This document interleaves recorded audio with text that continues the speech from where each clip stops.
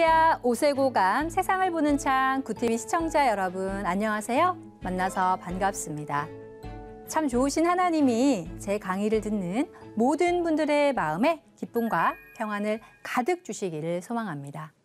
여러분들은 혹시 TV 광고를 좋아하시나요? 재미있는 예능이나 드라마를 한참 잘 보고 있는데 갑자기 중간 광고가 나오면 좀 맥이 풀리기 때문에 광고를 별로 안 좋아하는 분도 있지만요. 또 어떤 경우는 광고에 내가 좋아하는 연예인이 나오거나 혹은 광고 내용 자체가 좀 재미있는 이런 경우도 있죠. 그렇게 되면 주목해서 보게 되는 경우도 있습니다. 요즘은 인터넷을 할 때도 핸드폰으로 유튜브를 시청을 할 때도 어김없이 나오는 것이 광고이기 때문에 우리는 원하지 않든 원하든 하루에도 수많은 미디어 광고를 보거나 듣게 되죠. 따라서 우리의 삶에서 광고는 뗄래야 뗄 수가 없습니다. 그래서 오늘의 주제는 유명인 광고와 휴먼 브랜드입니다. 우리가 이제 어떠한 상품이나 서비스를 홍보하기 위해서 나오게 된 게 바로 광고죠. 혹시 그 광고, 특히 이제 미디어 광고는 역사가 언제부터일까요? 광고의 역사는 생각보다 오래되었습니다. 우리가 미디어를 활용한 최초의 광고가 뭘까 하고 찾아보니까요. 이 신문으로 한 광고였는데 시작이 독일이었습니다. 그 시기는 1591년입니다. 지금부터 무려 431년이 넘은 그 시기부터 미디어를 통한 광고는 존재해 왔다라는 거죠. 독일의 시작으로 영국에서도 커피나 초콜릿, 먹는 차 등에 대한 광고들이 주간신문에 실리기 시작했는데요. 그리고 미국에서 최초로 시작된 광고는요. 1704년인데요. 보스턴에서 발행된 역시 신문입니다. 뉴스레터라고 하는 신문에 광고가 등장했다라고 공식적으로 알려져 있습니다. 그렇다면 우리나라에서는 언제 광고가 시작됐을까 좀 궁금하시죠? 바로 1896년 독립신문이 창간되면서 그 독립신문에 따로 광고란이 만들어졌다고 합니다. 우리가 이제 공식적으로 미디어를 통해서 광고를 하기 이전부터요, 사실 어떠한 상품의 탁월성을 홍보하기 위한 방법은 존재해 왔었죠. 뭐였을까요? 입소문이죠. 하지만 그 입소문이라고 하는 것은요, 서로 만나서 말을 주고 받아야지 전파가 되잖아요. 그래서 전달 속도가 좀 느리죠. 효과가 강력하지만 전달 속도가 느리다 보니 이 미디어를 통한 광고가 훨씬 더 중요해진 겁니다. 그래서 제품을 빠르게 홍보하기 원하는 입장에서는 미디어를 통한 광고를 선호하게 됐는데요. 광고라는 것은 우리가 이런 제품을 만들었습니다. 이런 제품을 가지고 있습니다. 라고 알리는 것이 처음에는 목적이었겠죠. 그렇다면 그 당시 초창기의 광고에는 주로 어떤 문구가 있었을까요? 주로 정보 나열식이 아니었을까요? 제품의 목록, 제품의 효과, 이런 사람들에게 필요하다, 구매 방법, 상품에 대한 정보 나열식이 많았을 겁니다. 그리고 또 주소나 전화번호가 적혀 있었겠죠. 그런데 산업이 발전을 하면서 이 물건이 대량으로 만들어지기 시작합니다. 그러면서 광고의 목적이 단순히 우리가 이런 제품이 있습니다. 필요한 사람들은 여기로 와서 구매하세요. 정도의 이런 정보 나열식으로는 판매가 잘 안 되게 되었습니다. 한번 우리가 생각을 해보면요. 이제 기술이 혁신을 이루면서 한 번에 대량 생산을 할 수 있는 시스템이 만들어졌죠. 지금 우리가 사는 21세기, 물건이 넘쳐나는 시대가 되었습니다. 예전에는 상품을 만드는 회사가 1개 혹은 2개였기 때문에 독과점을 했죠. 그래서 그 회사가 만일에 100개를 만들었다고 한번 생각을 해봅시다. 근데 그걸 원하는 사람은요, 200명이에요. 그러니까 상품의 개수보다 그 상품을 원하는 사람이 훨씬 더 많았다라는 거죠. 근데 이제는 정반대가 되었죠. 대량 생산 체계가 시작되면서 아주 많은 양의 물건을 만들 수 있게 되었는데요. 다 팔아야 돼요. 근데 문제는 대량 생산이 가능해지면서 여기저기서 똑같거나 비슷한 제품을 만들어서 판매하는 회사가 생겨나기 시작한 겁니다. 그래서 하나 혹은 2개의 회사에서 독과점을 하던 그 시대가 아니라 굉장히 많은 회사에서 비슷한 상품을 출시하게 된 겁니다. 자연스럽게 우리 같은 소비자는 선택의 폭이 넓어졌죠. 예전에는 회사가 갑의 입장이었다면 이제는 수많은 상품 중에서 뭘 선택할지 고르는 우리 같은 소비자가 소위 말하는 갑의 입장이 된 겁니다. 마치 한 명의 아름다운 여인에게 여러 명의 남자가 모여들어서 저랑 결혼해주세요 하고 청혼을 하듯이 이제는 여러 군데에서 나온 아주 비슷한 제품들이 너도 나도 우리 제품을 구매해주세요라고 광고를 하게 된 것입니다. 이렇게 한 명의 소비자에게 모두 자기 회사의 상품을 널리 광고하지 않으면 안 되는 시대가 되면서 이 경쟁적으로 광고를 하다 보니 대량 생산 시스템과 함께 자연스럽게 광고 산업은 발전할 수밖에 없었죠. 여러분들 혹시 미국인들이 가장 좋아하는 스포츠가 무엇인지 아시나요? 미국인들이 가장 좋아하는 스포츠는 바로 미식축구라고 하는데요. 그중에서도 미국의 프로 미식축구 챔피언 결정전인 슈퍼볼은 세계에서 가장 비싼 광고비로 유명합니다. 작전 타임이나 휴식 시간이 되면 이제 광고가 송출되잖아요. 그런데 그때 송출되는 광고는요, 전 세계 180여 개국 10억 명에게 생중계가 되고요. 미국에서만 무려 1억 명 이상이 시청을 하게 된다고 합니다. 그렇기 때문에 광고비가 어마어마한데요. 올해도 어마어마한 광고비로 큰 이슈몰이를 하게 되었는데 이 월스트리트 저널에 따르면 올해 슈퍼볼 TV 광고에 새롭게 등장한 기업들도 굉장히 많았고요. 그 올해 슈퍼볼을 중계한 미국의 방송사인 NBC는요. 이 슈퍼볼 광고 단가를 30초당 650만 달러, 그러니까 우리나라 돈으로 하면 약 78억 원이죠. 그러니까 30초에 78억 원이라는 겁니다. 그래서 이제 역대 최고가를 기록하게 됐는데요. 우리가 하루 24시간 중에서 30초라는 시간 어떤가요? 정말 짧게 그냥 지나가는 찰나의 시간이죠. 그런데 이 겨우 30초라는 시간에 78억을 내고 광고를 한다는 것이 정말 놀랍지 않습니까? 그런데 그렇게 큰 금액을 쏟아붓는 이유는 뭘까요? 바로 그 순간에 이 시청하는 많은 시청자들이 분명히 우리의 광고를 보면 우리 제품에 대해서 좋은 감정을 가지게 될 것이라는 확신이 있기 때문인 겁니다. 그만큼 현대사회에서 광고는 아주 짧은 시간에 사람들의 기억에 제품을 각인시키는 효과가 있습니다. 그래서 우리가 광고를 순간의 예술이라고 표현하기도 합니다. 자, 이렇게 광고 시간은 굉장히 짧고 그 짧은 시간에 지불하는 금액은 엄청나기 때문에요. 짧은 시간 동안 아주 효과적으로 주목을 끌기 위한 다양한 광고 전략이 생겨나게 되었습니다. 사람들이 광고에 많이 주목하고 또 광고의 호감을 많이 가질수록 홍보하는 회사 상품이 더 잘 팔리기 때문이죠. 자, 그러다 보니 이제 예전처럼요. 우리는 이런 장점을 가지고 있고 이런 제품입니다. 라는 아주 사실적인 제품에 대한 단순 정보 나열식 표현을 하는 광고보다는 조금 더 그 제품을 잘 설명할 수 있는 핵심적이고 상징적인 문구가 등장하기 시작했습니다. 그런 것을 우리가 광고 용어로 카피라이트 문구라고 하는데요. 제품을 좀 잘 설명할 수 있는 하나의 문장이나 단어를 통해서 소비자의 귀에 각인시키려고 하는 겁니다. 예를 들어서요. 1990년대 최고의 인기를 끌었던 홍콩 배우 혹시 주윤발을 기억하시나요? 그 주윤발이 어떤 음료 광고에 나와서 사랑해요 밀땡땡 이렇게 얘기했습니다.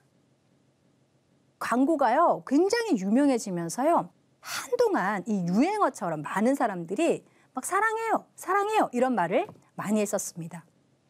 특히 이제 주윤발은 홍콩 배우다 보니까 조금 발음이 남달랐잖아요. 그래서 그 다른 그 발음조차 인기를 득끌었고요. 그 인기는 곧 그 음료 제품의 불티나는 판매로 이어졌습니다. 또 하나의 중요한 그 광고 전략으로는요, 노래를 활용하는 방식이 있습니다. 우리가 이제 광고 용어로 커머셜송, CM송이라고 하기도 하는데요. 그 제품의 주제가라고도 볼 수가 있죠. 뭐 제품 광고를 위해서 특별하게 제작된 뭐 30초 이내에 짧고 간단한 뭐 노래 가사가 특징인데요. 뭐 예를 들어서 따라라란 따라란 따라라란 따라란, 제가 이렇게 말하면 뭔지 바로 알겠죠? 귀에 쏙 들어오는 멜로디와 가사로 소비자의 기억 속에 제품을 각인시키는 효과가 있습니다. 자, 이런 광고 전략과 함께 가장 강력하게 소비자의 이미지의 제품을 각인시키기 위해 활용하는 방법은요, 유명인을 등장시키는 것입니다. 이름하여 유명인 광고 모델 전략인데요. 뭐 연예인이나 스포츠 스타의 여러 유명인들을 광고 모델로 쓰는 방식이죠. 사실 그 뉴스를 보다 보면요, CF 촬영 모델료로 뭐 1억을 받았다, 이런 뉴스가 심심치 않게 나올 정도로 유명인들의 모델료는 굉장히 비쌉니다. 그럼에도 불구하고 유명인이 광고 모델로 가장 많이 등장하는 이유는요, 이 유명인은 사람들의 주의를 끄는 힘이 있기 때문이에요. 30초라는 굉장히 짧은 찰나에 시청자의 주목을 확 끌어내지 않으면 광고는 바로 잊혀지죠. 그러면 광고 효과가 없기 때문에 사람들이 주목하는 유명인을 광고에 등장시키게 된 거죠. 연구에 의하면 이 광고에 유명인을 등장시켰을 때와 일반인을 등장시켰을 때 이 유명인 모델과 일반인 모델 중에 당신은 어떤 광고가 좋았나요? 두 광고 모델 중에서 어떤 광고가 더 좋았냐라고 물어보면요, 대부분은 유명인이 등장한 광고가 더 좋았습니다 라고 답을 한다라는 거죠. 왜 그럴까요? 그 이유는 유명인이 가지고 있는 굉장히 많은 요소 중에 바로 매력성이라는 것이 있기 때문이에요. 유명인이 가지고 있는 신체적인 매력이나 어떤 외모적인 매력을 바로 매력성이라고 하는데요. 이 매력성은 유명인에게 시청자가 경험하는 애착과 매우 관련이 높다라는 연구도 있습니다. 즉, 매력성이 있는 유명인에게 우리들은 애착을 느낀다라는 겁니다. 여러분도 여러분이 좋아하는 연예인이 있으시죠? 한번 왜 좋아하는지 생각을 해보시겠어요? 대부분 외모적인 매력도가 굉장히 많을 거예요. 저도 제가 좋아하는 연예인이 왜 좋은지 한번 잘 생각을 해보면요, 뭐 미소가 예뻐서 좋다 이렇게 말을 하는데요. 미소가 예쁘다는 것, 바로 외모적인 매력도가 있다라는 의미죠. 그리고 또 이제 그 사람이 가진 목소리가 좋다, 뭐 이미지가 좋다, 모두 외모적인 매력도입니다. 유명인은요, 연예인만 있는 것이 아니죠. 뭐 스포츠 스타도 유명인이라고 할 수가 있겠는데요. 이 스포츠 스타를 좋아하는 경우는 외모적인 매력도도 높게 평가가 되지만 그 사람이 세계적인 스포츠 선수이기 때문에 탁월함이 좋을 수도 있습니다. 이렇게 스포츠 스타들은 특출한 업적이 있는 경우가 많은데요. 그럴 경우 그 스타에게는 매력성만 있는 것이 아니라 거기에 전문성이나 신뢰성까지 있다라는 거죠. 뭔가 더 믿을만하다라고 느낀다는 겁니다. 그래서 연예인이나 스포츠 스타와 같은 유명인이 광고에 등장할 때 경험하는 대표적인 느낌을 꼽으라면 매력성, 전문성, 신뢰성인 거죠. 그런데 아주 중요한 것은요, 이들이 가진 뭐 매력성이나 전문성이나 신뢰성의 이미지는 그대로 광고하는 상품으로 전이가 일어나게 된다는 거죠. 예를 들어서 뭐 의사 역할을 연기했던 배우가 제약 광고를 하는 것을 혹시 본 적 있으신가요? 드라마에서 의사 연기를 하는 동안 그 배우에게 우리는요, 이런 이미지를 투사하게 됩니다. 든든하다, 믿을만하다, 뭐 이런 감정인 거죠. 한마디로 우리는 신뢰감을 느끼게 되는 거예요. 그런데 그 의사가 바로 그 의사 역할을 했던 배우가 등장하는 광고를 보면서 우리는 무의식적으로 그 배우의 의사 역할과 광고 상품을 이렇게 연결시키게 되는 겁니다. 혹시 기억하는 분도 계실 수가 있을 것 같은데요. 예전에 항상 텔레비전에 나와서 의리를 외치던 남자 배우가 있었습니다. 자연스럽게 그 남자 배우를 딱 떠올리면 의리라는 단어가 연상이 될 수밖에 없었어요. 아마 그 배우에 대해서 한동안 좋은 이미지가 형성되면서 많은 광고를 촬영했던 일도 있었던 것을 기억하시는 분도 계실 텐데요. 본인도 어려운데 더 어려운 사람들을 많이 돕는 기부왕이다라는 사실이 알려지면서 이 배우에 대한 호감도가 급상승했었습니다. 그러면서 여기저기서 광고 모델로 기용을 했고요. 그때 광고 카피라이트가 뭐였는지 아세요? 바로 의리였던 겁니다. 그 의리를 키워드로 삼아서 광고가 촬영이 된 거죠. 우리가 이제 그 배우를 떠올리면 대표하는 그 의리를 지킨다는 좋은 이미지가 있었고 그 이미지를 바로 그대로 광고 상품에 전이시킨 거죠. 당연히 그 제품의 매출은 급상승할 수밖에 없었다는 겁니다. 이렇게 유명인의 이미지가 바로 상품으로 전이가 되기 때문에 우리가 드라마를 보려고 텔레비전을 틀면요. 드라마 방영 전에 광고가 나오는데 조금 후에 나올 드라마 주인공이 바로 광고에 출연하고 있는 겁니다. 왜 그런 걸까요? 우리가 그 드라마의 주인공에게 좋은 감정을, 호감을 느끼면 느낄수록 그 드라마 주인공이 출연한 광고와 제품에도 아주 무의식적으로 호감을 느끼게 될 가능성이 높기 때문이라는 겁니다. 자, 정리를 하자면요. 유명인의 매력성, 신뢰성, 전문성과 같은 이런 이미지는 자연스럽게 광고하는 상품에 전이가 되기 때문에 우리는 우리가 좋아하는 연예인이 광고하는 상품에 아주 무의식적으로 호감을 느끼게 됩니다. 그래서 자연스럽게 그 제품에 호기심이 생기고 구매하고 싶다는 생각도 하게 되는 거죠. 제가 지금까지 말씀드린 이런 일련의 현상을 설명하는 미디어 용어가 바로 의미전이 모델입니다. 우리는 광고하는 상품을 구매할 때 단순히 그 제품만 구매하는 것이 아니라는 겁니다. 그 속에 전이되어서 담겨진 유명인의 이미지를 함께 구매하고 있다라고도 볼 수가 있다는 거죠. 특히나 그 유명인이 광고하는 제품과 유명인이 원래 가지고 있는 이미지가 잘 어울린다고 우리가 생각을 하게 될 경우에는요. 더더욱이나 더 구매를 하고 싶어집니다. 그 이유는 나도 그 제품을 쓰면 왠지 그 유명인처럼 될 것만 같은 생각이 나도 모르게 들기 때문이에요. 유명인의 이미지가 제품에 고스란히 담겨있기 때문에 그렇습니다. 사실요, 이런 말도 있죠. 화장품은요, 이 고가의 제품과 이 저가의 제품에서 솔직히 성분에 큰 차이가 없다. 이런 이야기도 있습니다. 하지만 우리는 이름 없는 브랜드보다 예쁜 여자 연예인이 광고하는 화장품을 사고 싶어하고 쓰고 싶어하죠. 왜 그럴까요? 유명인이 매력성이 있기 때문에 그 매력적인 유명인의 모습이 제품에 잘 전이되어 있다라고도 볼 수가 있다라는 겁니다. 자, 그렇다면요. 얼마 전에 주인공으로 나오면서 인기를 굉장히 얻고 그러면서 많은 광고를 촬영한 한 남자 연예인이 있었는데요. 불시에 사생활 문제가 불거지면서 사람들이 그 연예인을 싫어하게 된 사건이 있었습니다. 그래서 이미 촬영을 했는데 이 광고를 내보내야 되나 말아야 하나, 만일에 광고가 나가지 않으면 위약금은 과연 얼마일까, 이런 뉴스들이 보도된 적이 있었습니다. 그러니까 결국은 잘 해결이 되었고요. 그 연예인의 이미지도 좋아졌기 때문에 촬영한 광고가 문제없이 방영이 되었지만 그럼에도 불구하고 그 연예인을 여전히 싫어하던 소비자가 있었고요. 그래서 심지어 그 광고 상품을 불매 운동하겠다라고까지 하는 해프닝이 벌어지기도 했습니다. 왜 그럴까요? 연예인에게 좋지 못한 사생활 문제가 불거지면 그 연예인에게 부정적인 이미지가 생기게 되죠. 그러면 자연스럽게 그 부정적인 이미지가 광고하는 상품에까지 전이되기 때문이에요. 그런 면에서 유명인의 이미지는 아주 중요한 상징성을 지니고 있다라고 볼 수 있죠. 톰슨이라고 하는 학자는 유명인은 비록 사람이지만 마치 브랜드처럼 어떠한 고유의 상징성을 지니기 때문에 브랜드로 존재할 수 있다라는, 즉 휴먼 브랜드라는 개념을 주장했습니다.